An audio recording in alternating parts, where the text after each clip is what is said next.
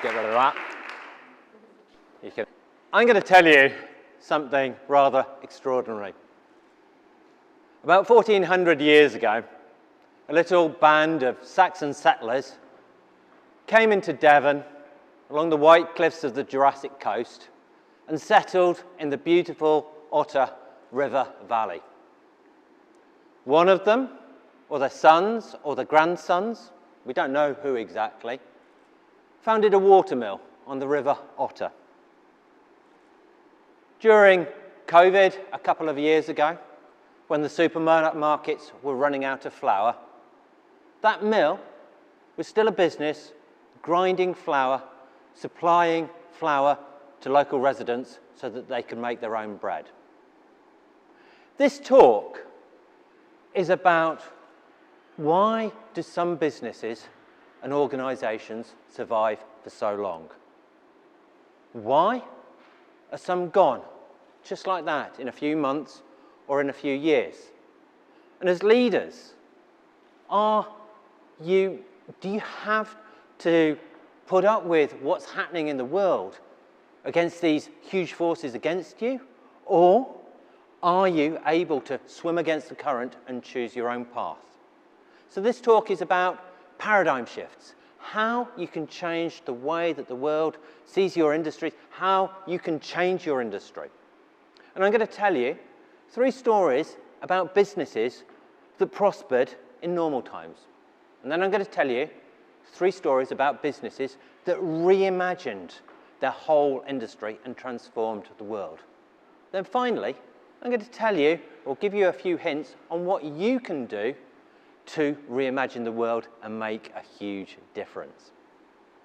So let's go back to the Otter Valley, to Otterton in 1068, the time of the Domesday Book. At that time, there were 3 mills in the village, and the Otterton mill had 3 big millstones. When I talked to the miller Chris Wright a few weeks ago, he said that the one stone still in use has been operational for over 120 years. And when it is in operation, the whole mill is gently shuddering as he sort of mills 1/4 of a ton of wheat an hour. But let's move across the country to Leicestershire, to Loughborough, where I live, on the slopes of an ancient volcano. In 1859, a man from the town, John Taylor, decided to start pouring molten tin and copper into moulds to make church bells. And he was rather good at it.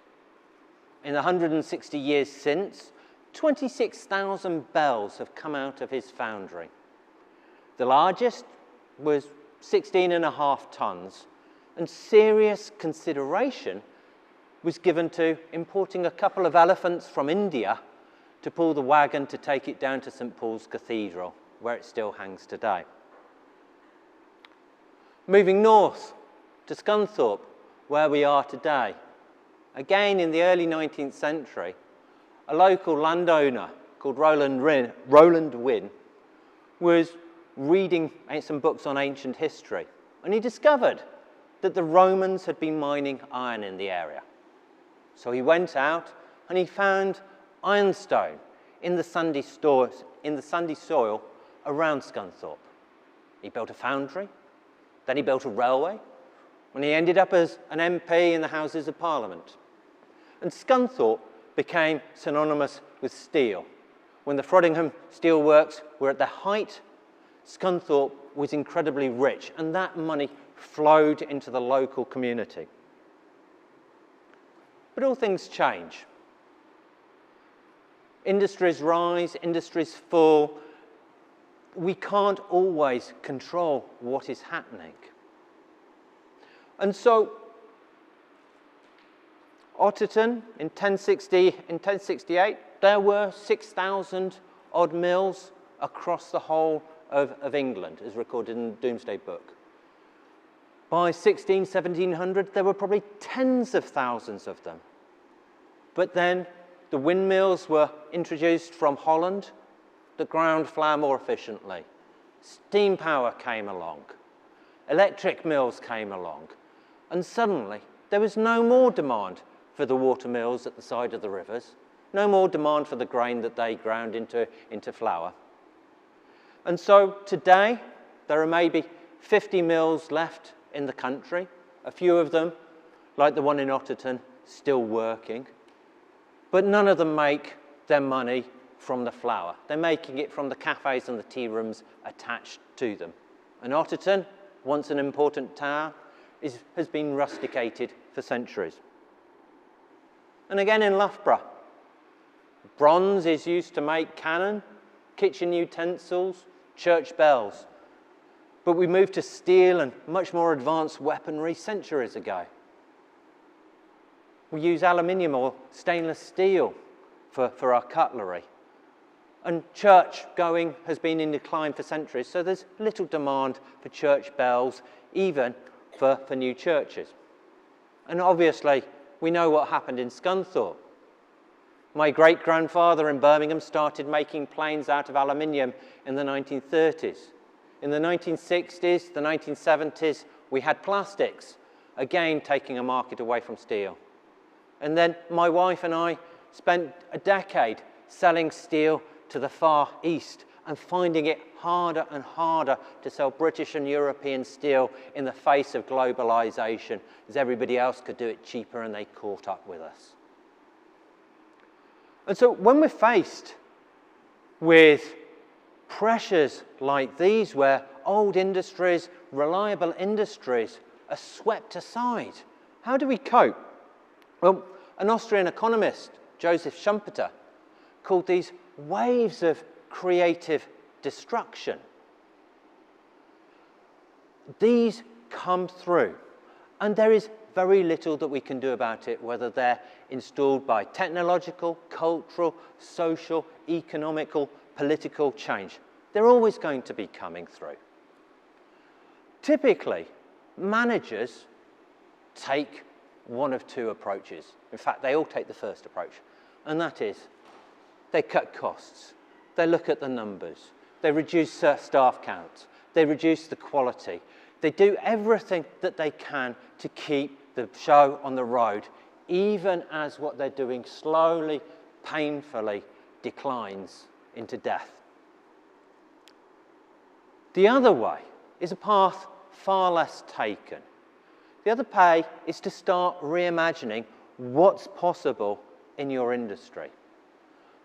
And a social scientist about 50 years ago, Thomas Kuhn, described this, and he called it a paradigm shift.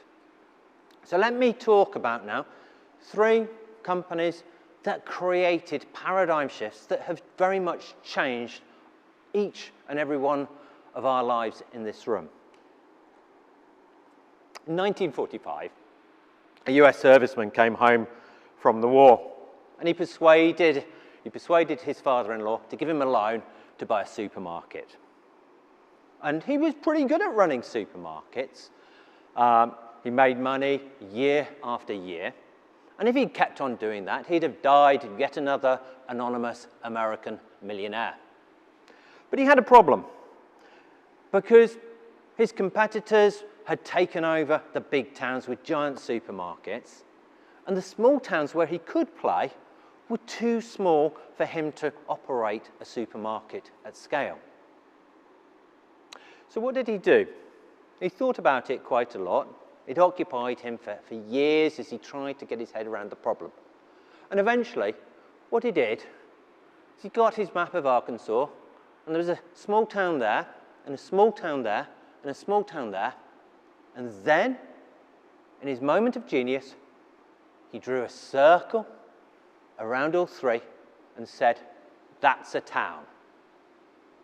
And reimagining the supermarket industry like that turned his small company called Walmart into one of the largest companies in the world. And fundamentally, it was all about seeing things differently.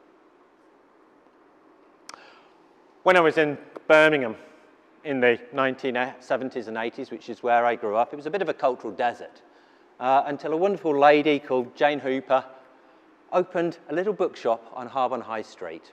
Not very large, And it was a set of beautifully curated books. And I'd go in there every week and buy new books with all my pocket money.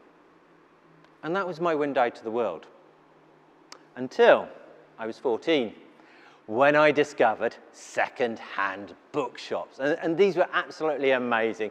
They were sort of this time-traveling, teleporting TARDIS of delights, taking me into different people's minds across the world at a fraction of the cost of buying books from anywhere else. And a couple of second-hand bookshops really, really stick in my mind. In Jerusalem, Sefer v'Sefer, 26,000 books in this book cavern, economics, history, geography, philosophy. It was absolutely amazing. And then in Birmingham again, there was an Andromeda run by Roger Payton. Almost every science fiction book in the world ever written, it seemed. There were books piled up all over the store. In mathematics, there's a paradox called Hilbert's infinite hotel. And if we apply it to book selling, it basically says, imagine a bookshop with absolutely infinite space. And then imagine that bookshop with every bookshelf filled with books.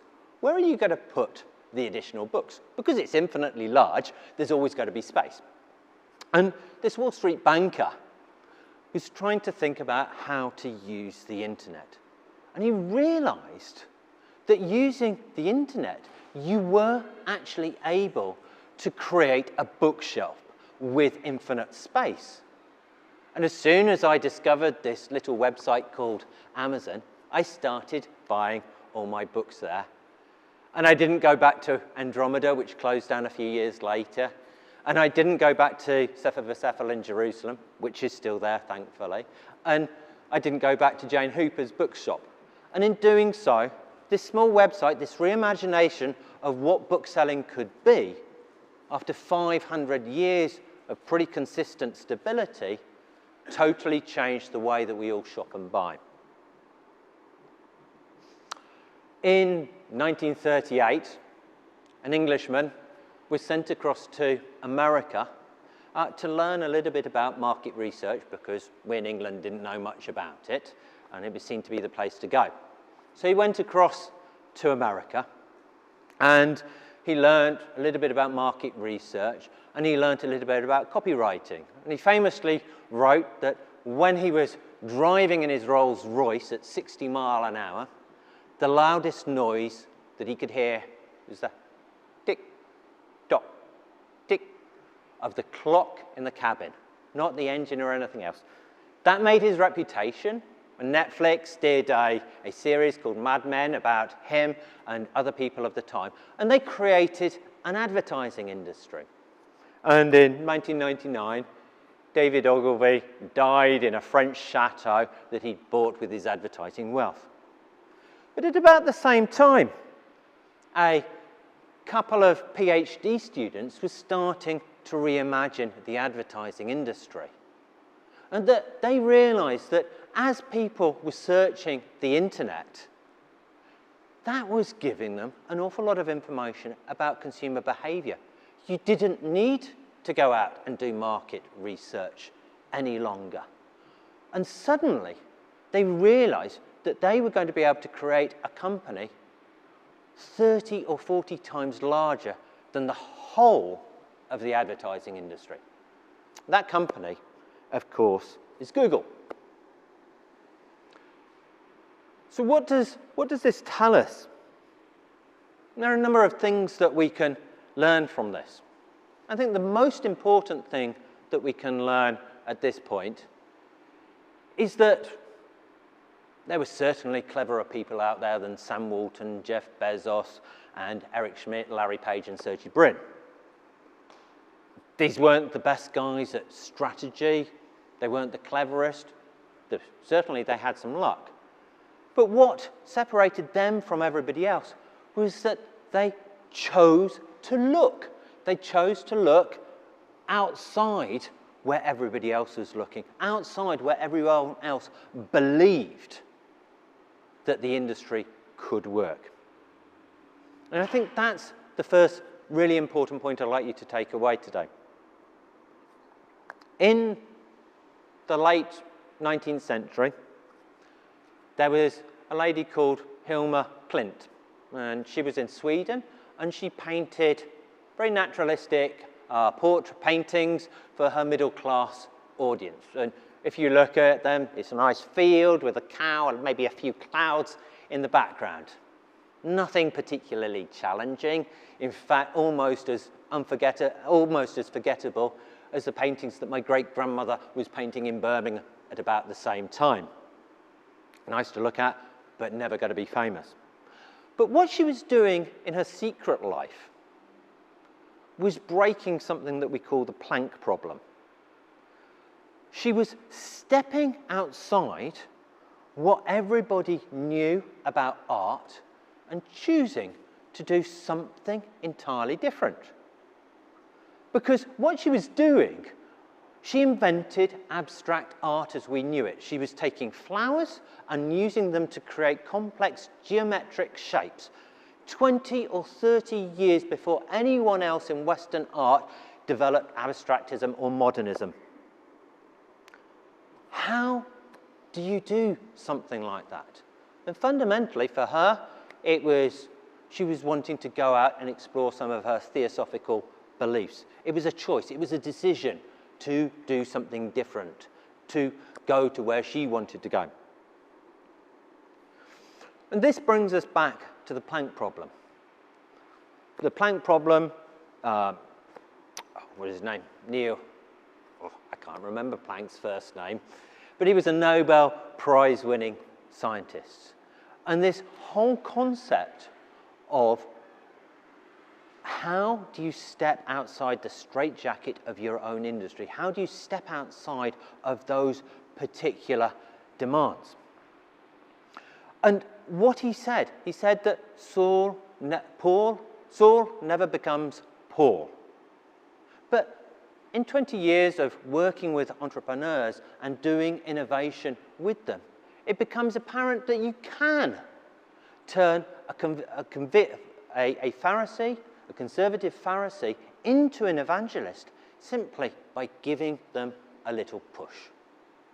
And that push to get people to really start reimagining the world is as simple as this. Your industries, your sectors, whether it's government or charity, private or public, are all an accident of history. They're pretty random. They're there by accident and folly. There is no intelligent watchmaker in the background sort of designing the business of banking or the semiconductor sector. It's not designed. And this is hugely powerful, hugely enabling for everybody in this room. Because you're saying, if it's all a big accident, can I go out and redesign it? Can I see a different future? Can I see a better way of doing it? And the answer to that, fundamentally, is yes, you can. But there is no Shangri-La. Honestly, you go out, you try and do this on the way home tonight, it's not going to work, you're not going to see anything different. It's super, super tough. Yeah? You have to keep on looking at it. You keep on having to explore it. Sam Walton, it took him 17 years to have his insight that changed the world. But I tell you a couple of things now. Firstly, as you start trying to reimagine the world, to see futures that have never been, you get really deep insights and knowledge into your industry, into your sector, into the way that things work. You're able to spot anomalies and then start exploiting them. And in the language of strategy and management speak, you're able to find competitive advantages that enable you to keep doing more. You do it more, you do it better, you do it for less. That is good for your company right now, whatever type of company it is. And then, some of you, I'm certainly not going to say all, but some of you may, at some point, put your 3 dots on the map and draw a circle around it and have that insight that is going to change the world. But it's only going to happen if you look for it. It doesn't happen if you don't look for it. So, as you leave here tonight, I'd like you to think about the words of George Bernard Shaw. And he said, some people see things as they are and ask why. Other people see things that never were and ask, can I?